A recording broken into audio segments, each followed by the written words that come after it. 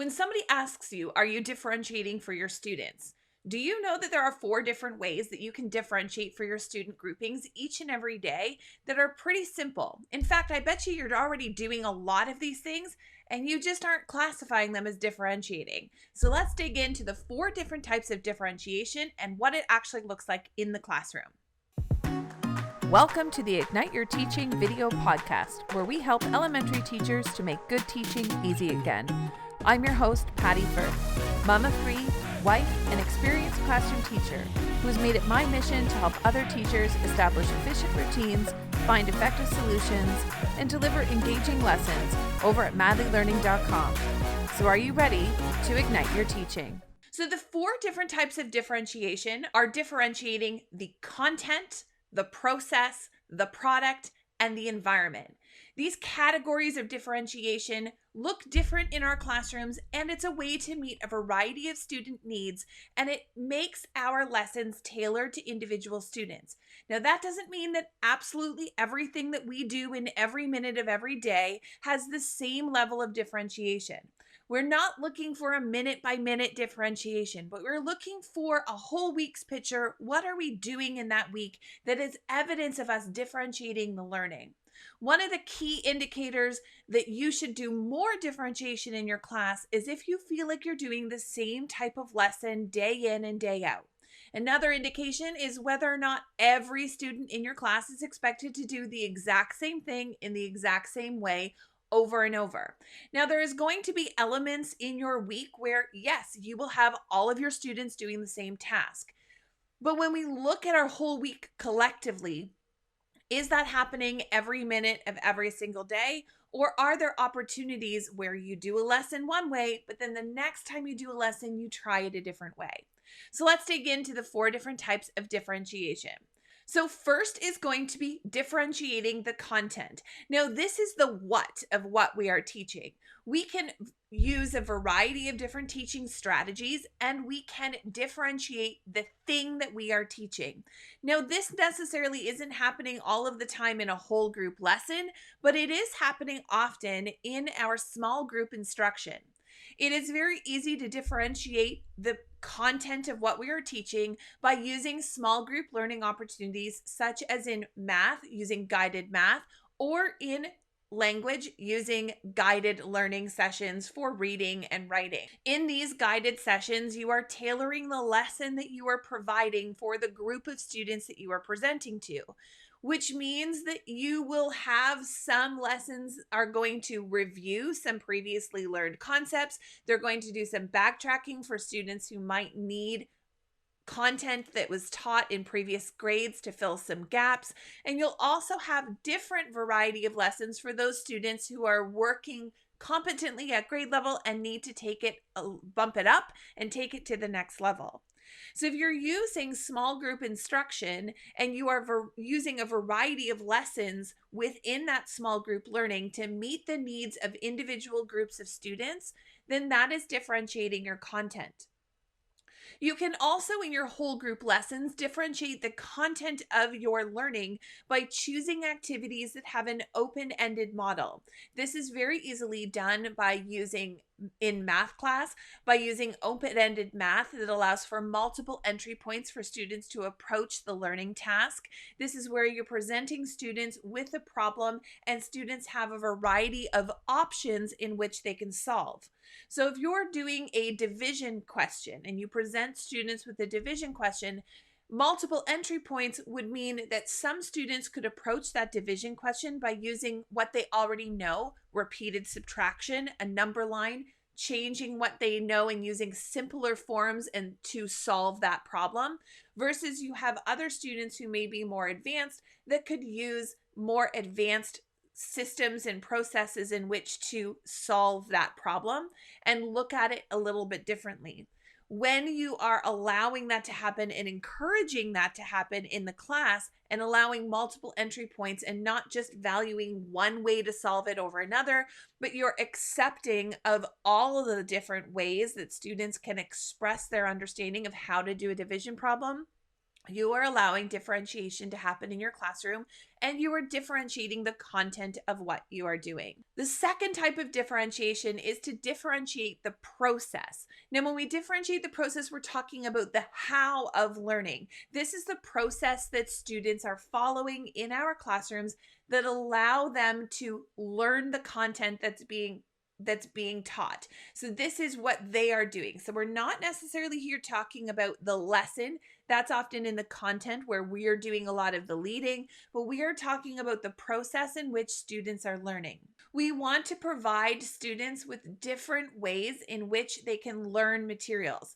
So if the only way that we are presenting information to our students is if they are reading an article and answering comprehension questions, and we're doing that over and over, and it's the same type of learning that's happening each and every day, then those students who learn with that strategy will do well. But students who need to experience it, who need to have a discussion about it, who need to have some artistic involvement in their work, some people that need to just have a variety of hands-on experiences.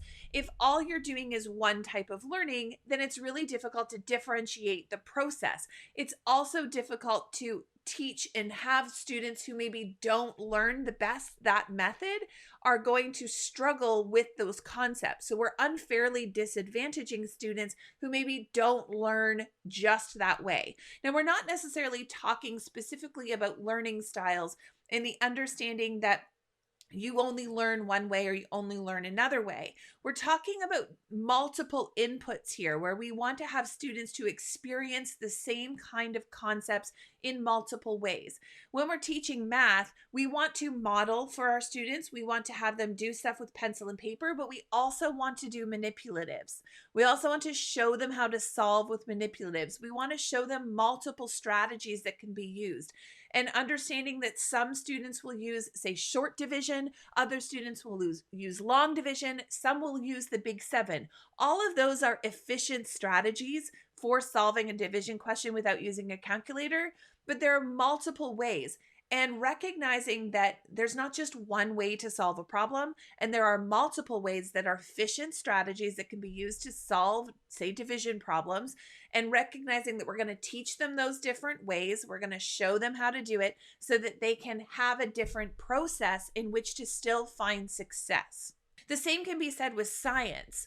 If all we're doing in our science classrooms is reading an article or watching a movie about science, and they're not always experiencing it as well, are we giving our students a well-rounded experience to learn those science concepts?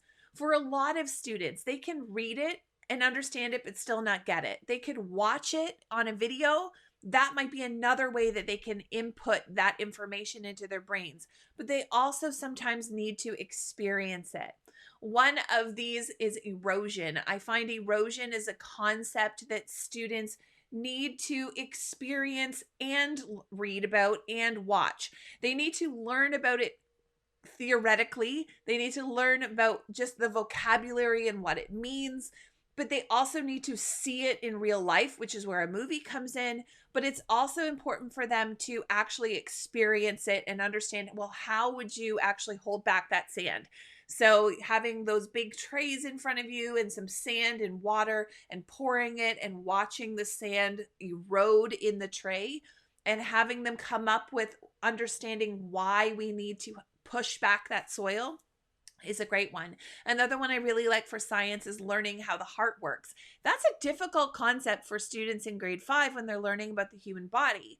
So yes, we can read about all of the chambers of the heart. We can label the diagram. We can watch a video, but we can also have students be blood cells and jump through hula hoops to experience how the heart pumps blood cells through the 4 chambers of the heart into the lungs, and how it goes through the body, picks up oxygen and drops it off into the muscles, and picks up carbon dioxide and drops it back off into the lungs.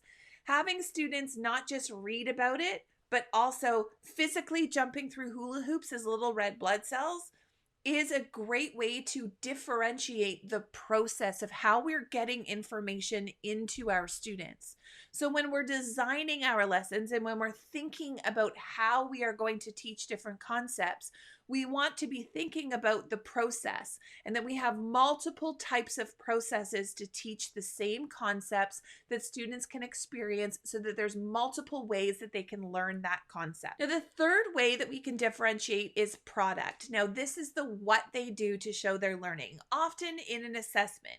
So many of us rely on tests and quizzes and pencil and paper tasks to quickly mark and give a grade for students. But there's lots of different ways that students can show their learning and can show what they know, and it allows us to differentiate. For a final task, when we focus on skills and what skills students are supposed to demonstrate. So if we focus on rubrics that are created based on skills, so instead of focusing on, say, a task and the criteria that each task must have, so you must have a poster and it has to have a title and a picture and it has to have information. Instead of focusing on the criteria checklist that a task would have, let's focus on the content and the skills that we want students to demonstrate. In order to do this, we can go straight back to the curriculum and look at the expectations that we're expected to teach from. We take those and say, I need there to be evidence of this learning objective, of this skill. When we go back and focus on assessment of skills and knowledge and not assessment of task completion, then we are allowing us to open up and broaden the types of assignments our students can pick from. We can use a choice board of assessments so that students can demonstrate their knowledge and understanding, but using a wider variety of learning. Now, this is exactly why I created my choice boards of assessment, my mini project task choice board. These are 9 different options that students can choose from to demonstrate their understanding and learning of a specific set of skills. So there are 9 different options that a student can choose from in order to demonstrate their knowledge and skills. They could make a jersey, make a poster, write a song, do a script, do an interview. There's lots of a wide variety of ways in which students can demonstrate their understanding and knowledge and skills, but they're not necessarily looking for specific tasks. So when you're creating that rubric, you're looking for what knowledge and skills are being demonstrated. You don't need a separate rubric for each one of the 9 activities because you're not assessing the task, you're assessing the knowledge that's being demonstrated by the task. Now, the last way that we can differentiate is by differentiating the environment. Now, we are all in a classroom, so we are not going to go learn in a forest and learn on a beach or learn in a vacuum. We are really looking at how we can change up the environment that's within our control in our classroom to allow our students different conditions in which they're learning. One of the simplest ways to do this is by using flexible seating when students are completing independent work. Recognizing that some students work really well sitting at a desk, other students work really well lying on the floor, some students work really well sitting in the cave that is created underneath your own desk. We have to look at the different types of ways in which our students can learn. What are some of the distractions that get in their way? For many students, sitting at a desk or a group of desks is highly distracting because there's a lot of visual stimulation around them.